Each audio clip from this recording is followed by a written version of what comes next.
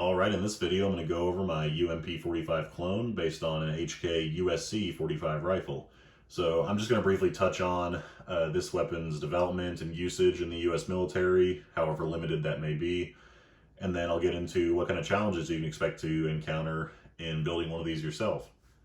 So starting off, this weapon was developed by HK in the 90s, and it was slated to be a replacement for the MP5. Now, there's lots and lots of debate online over whether or not this weapon succeeded in being better, quote unquote, than the MP5. In my opinion, this weapon succeeded in some ways and failed in others, and ultimately it did not end up being as popular as the MP5 for, whatever reason. But this weapon is lighter than the MP5. It is cheaper to produce, being made of space-age polymers. In most of the weapon, including like the fire control group, the upper and lower receiver, the stock, the sights. This weapon uses a lot of plastic, which, can be a plus or a minus, but overall I think it's a plus for this weapon because it makes it very light and cheaper to the end user. Now, what also makes this weapon different from the MP5 is that it is multi-caliber. So I have mine chambered in 45 ACP, but you can also, with just a couple of simple tools and a simple field strip of the weapon, you can convert it to 9mm or 40 Smith & Wesson, which is really neat. So, getting into the military's usage of this weapon, Army Special Forces, specifically 5th Group, has been seen in some photos in the early Iraq conflict carrying these. They carried the early rifles with EOTech 551s, 552s, and 553s, since that was one of the primary optics in SF inventory at the time. They did not incorporate a suppressor, though later versions of the gun, which yes, there are still some of these in SF inventories, later versions of the gun had aimpoint micros, which is not that surprising to see because the aimpoint micro is the gold standard of close quarter optics now.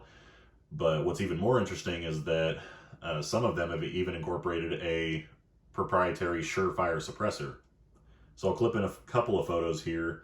It appears that Surefire developed their own legacy flash hider that attaches to the HK flange mount and then allows you to use a Surefire legacy design suppressor chambered in 45 ACP, obviously,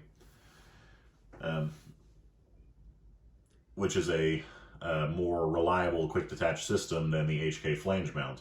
The HK flange mounts have gotten some complaints since HK developed it. Of course, it was made to be a cheaper alternative to the tri-lug on the MP5. So in my opinion, it was solving a problem that didn't exist. But I digress. There are also some good suppressors that attach to the HK flange mount, and if you're interested in going that route, I'll talk about those in a little bit as well. So, that is basically the extent of the weapon's usage in the US military. Of course, it's been used by law enforcement departments all over the world in different calibers and different configurations, but I'm going to limit the scope of this video just to the US military. So as a civilian, as not being a law enforcement or military consumer, there are some challenges in building this rifle. On the civilian market, the only thing that we have available to us that even resembles this is the USC 45 rifle, which is HK's sporterized version of the UMP. That rifle incorporates a thumbhole stock, a single stack magazine, and a 16-inch non-NFA barrel. So those are all points that need addressed when you want to convert the rifle to the form you see here. So if you have done any research at all on buying a UMP 45 as a civilian, you're probably familiar with a man named Tom Bosdick at Tommy Built Tactical. He is the man for converting UMP or USCs into UMP 45s. Now his prices and work can vary depending on what method you want to use. There's a couple different methods for attaching the folding stock to your USC 45. I chose to go with the rear fuse method, which is the more expensive of the two methods, where he will actually fuse a demilled rear section of a UMP machine gun upper receiver onto your civilian receiver so that you can then accept the HK folding stock, and it's a seamless 1-to-1 scale replica of a UMP45 at that point. The cheaper option is to buy just an adapter plate, or the rear end plate method, where you buy an adapter plate that goes on the back of your receiver and it adds about 3/8 of an inch of length of pull, and then you can attach your folding stock. To me, that method doesn't look as clean. It's pretty obvious it's a conversion when you do that, but it is cheaper, so that's something to consider. Your lower receiver, you will have to replace entirely. So the lower receiver the gun comes with is only capable of accepting single stack magazines. So you have to buy a UMP45 machine gun lower receiver and have Tommy Built convert it to where it will no longer do full auto, and he'll have to actually do some work on the upper receiver to allow the double stack magazine to pass through into the chamber area.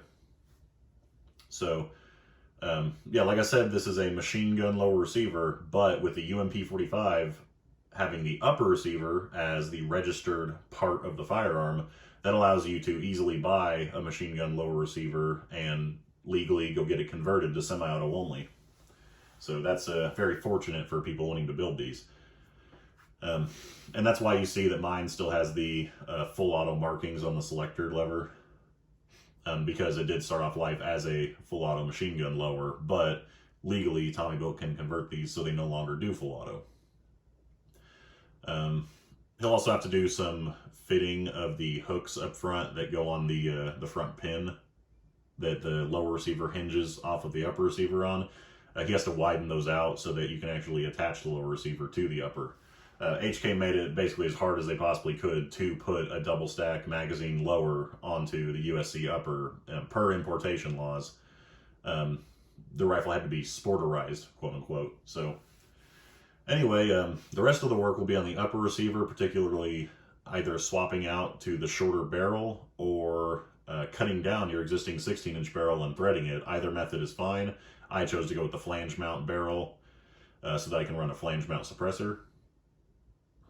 He can also redo the markings on the side of your UMP or your USC to where they then say UMP45, and he can then recoat your entire upper receiver so that you can no longer tell that it was fused on the rear end, if that's the method you chose to go with, and it ends up looking like a factory HK product, which is pretty cool.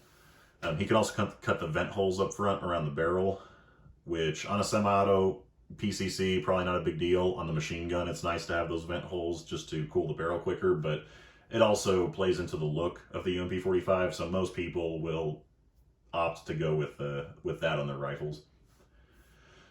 So as you're probably getting the idea by now, this is not the cheapest build out there, and it may not even be really the most practical.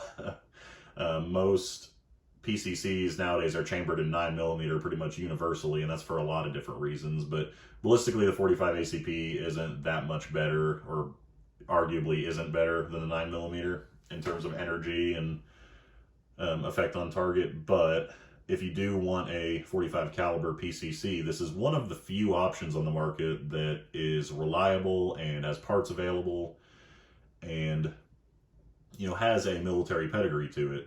Other than the Thompson submachine gun, there's really not any examples of that. So I'll finish off with saying or talking about the suppressors a little bit. There's a couple options on the market right now if you want to use a flange mount suppressor the way that HK intended, and that's either the B&T UMP suppressor, which is not in stock right now. They haven't been available in quite some time. I'm not sure if they're still going to be importing those. I hope they do, but you can do that, or you can do what I did and go with the GSL UMP45 suppressor. So GSL has a lot of the same designs as Gemtech used to back in the day. An example of that is their pill bottle or pillbox suppressor, but they will also manufacture you a UMP45 flange mount suppressor like Gemtech used to.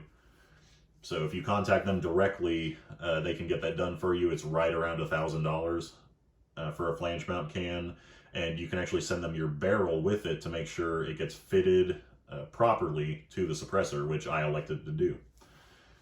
If you do the B&T suppressor, my understanding is that those, with the way they attach, don't have to be a perfect fit like the GSL and the Gemtex do, but your mileage may vary, of course. But those are your two options. You can also, if you just want to make your life easy, get your barrel threaded or buy a threaded barrel and just run a direct thread or a tri-lug. That's what a lot of people opt to do as well. So anyway, that's basically it on this rifle. If you have any questions, feel free to leave them down in the comment section below. If you don't already follow me on Instagram, be sure to follow me there, since I post a lot of my content there before it makes it onto YouTube. And thanks for watching.